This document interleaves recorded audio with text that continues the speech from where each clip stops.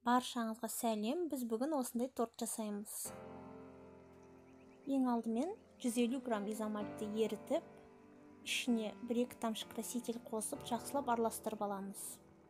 Изомальтты микроволновкада немесе отта ерітуге болады. Дайын болған сұйықтықты коврикке құямыз. Астына қоятын ыдыс дайындаймыз. Мен мына ыдысты қолдандым. Сіздер қалаған ыдысты қолдансаңыздар болады. Екі жанынан прищепкамен қысып қоямыз. Осы қалпында 25-30 минутта қалдырамыз. Артылған изомальттарды жанына құйып қоямыз.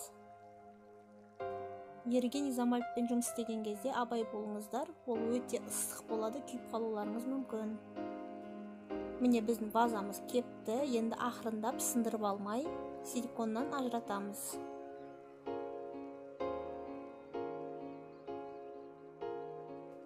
Вазамызды бір шетке алып қоямыз. Енді тортымызды жинаймыз.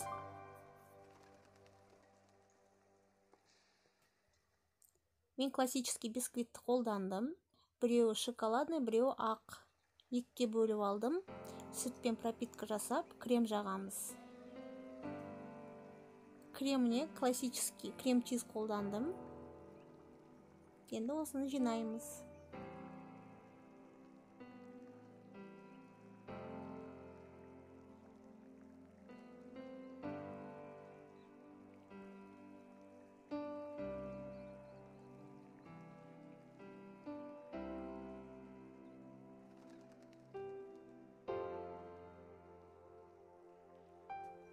Барлығын осылай жинап шығамыз. Артылған кремнің барлығын үстіне саламыз. Сөйтіп сыртын қаптап шығамыз. Осы жерде қыздар сыртын бір қаптағаннан кейін холодильникке 3-4 сағатқа қойып қатырып алыңыздар. Одан кейін тағы бір слой крем жағу керек болады. Сол кезде тегіс әдемі болып шығады торттар. Мен олай 2 мәрте қапталмадым. Мен осы жұқа қылып жақтым. Өзімнің қалауым бойынша кремнің аз болғанын жақсы көрем, сондықтан кремнің аз жақтым. Сіздер холодильникке міндетті түрде қойып алыңыздар 3-4 сағатқа, одан кейін салқындап мұздағаннан кейін екінші слой крем жағыңыздар. Кремді барынша тегістеп, артылған кремін сәл ғана краситель қосып, бір қасық кремде алып қаламыз, оған краситель қосамыз. Оны сәндеу үшін қолданамыз.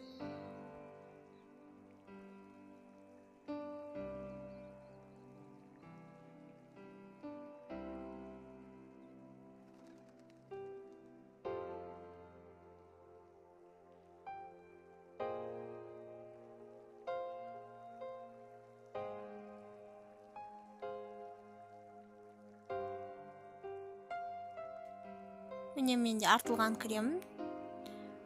Осылай сәндеп шығамыз.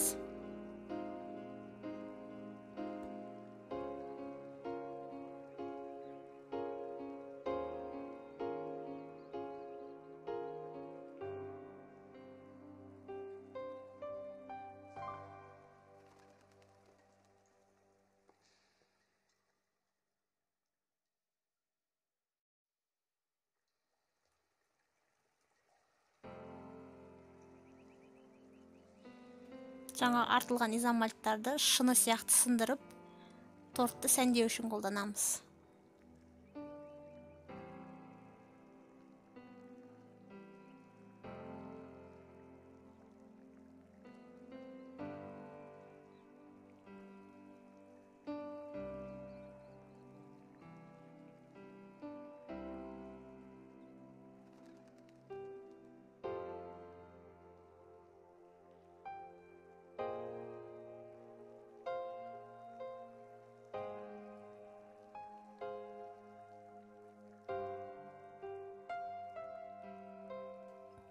Вазамызды ортасына қоямыз.